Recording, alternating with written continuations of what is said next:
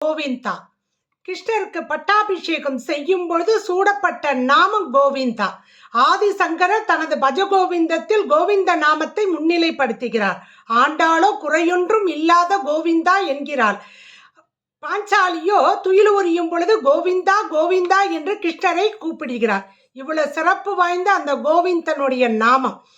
கோவிந்தராக பெருமாள் அவதாரம் எடுக்கும் பொழுது அகத்திய மாமுனிவர்கிட்ட வந்து ஒரு பசுவை கேட்குறாரு. நீ பிரம்மச்சாரிக்கு நான் தானம் கொடுக்க மாட்டேன், லக்ஷ்மியோட வா அப்படின்னு அனுப்புகிறாரு.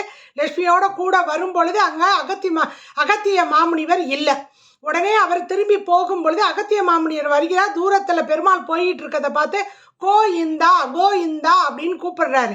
இவர் வேகமாக இவரும் போக பெருமாளும் தாயாரும் வேகமாக போகிறாங்க. கோ என்றால் பசு, இந்தா அப்படின்னு அவர் சொல்றாரு. ஆனா அவர் கேட்கல. கோவிந்தா கோவிந்தா என்று 108 முறை சொன்ன பிறகு திரும்பி பார்க்கிறார்.